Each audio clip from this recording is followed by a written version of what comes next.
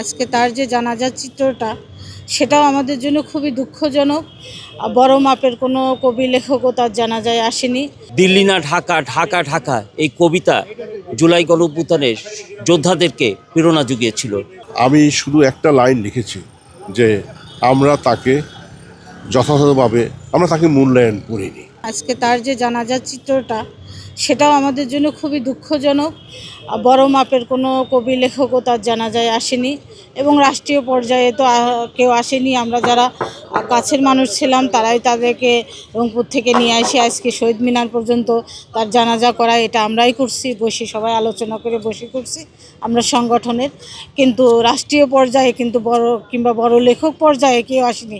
কিন্তু তিনি একমাত্র ব্যক্তি, যে ব্যক্তি এক নিজামী আর দ্বিতীয়বার নিজামী হবে না, কারণ তিনি যে বহু ভাষার উপরে কাজ করছে। বাংলাদেশে একমাত্র সেই কবি লেখক গবেষক সে হচ্ছে মাহমুদুল হাসান নিজামী। এছাড়া অন্য কোনো একজন মৌলিক কবি লেখক আপনি পাবেন না যে একটা ভাষা থেকে দ্বিতীয় ভাষায় কাজ করছে, এরকম একটা লেখক পাবেন না, কবিও পাবেন না, গবেষকও পাবেন না। কিন্তু তিনি একমাত্র ব্যক্তি ছিল। কিন্তু তার বিষয়টা ছিল যে তিনি স্পষ্ট কথা বলতেও, কারো চামচামি করেনি। উনি যদি কারো চামচামি করতো এবং স্পষ্ট কথা না বলতো তাহলে উনি বাংলাদেশের সর্বোচ্চ পর্যায়ে থাকতো। RICL TMX, যুগের পর যুগ স্থাপনা থাকে মজবুত।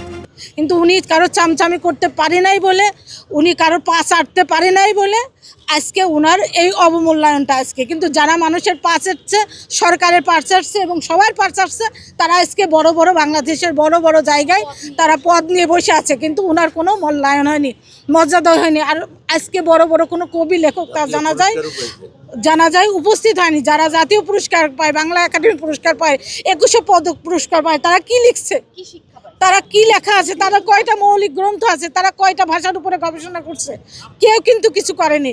কিন্তু উনি করছে, কিন্তু ওনার মূল্যায়ন হয়নি। উনি অবহেলিতভাবেই সমাজে আমাদের কবি সাহিত্যিকদের মাঝে অবহেলিতভাবেই এতদিন ছিল এবং ওনার যে শেষ বিদায়টা হলো সেটাও অবহেলিতভাবে। আমি শুধু একটা লাইন লিখেছি যে আমরা তাকে যথাযথভাবে তাকে মূল্যায়ন করিনি।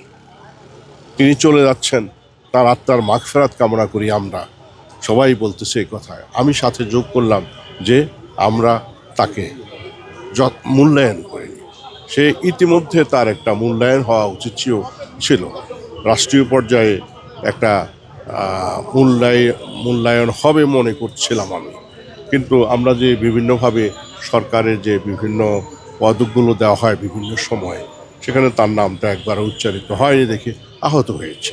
কবি মাহমুদুল হাসান নিজামী, তার সাথে প্রায় 3 দশক ধরে আমাদের সম্পর্ক এবং এই 3 দশকে কখনো তার রাগ দেখিনি। সবসময় তার বিনয়ী, মানুষের প্রতি ভালোবাসা, দেশের প্রতি ভালোবাসা এবং আধিপত্যবাদের বিরুদ্ধে তার আপসীন সংগ্রামী মনোভাব আমাদেরকে সবসময় তার কাছে টানত।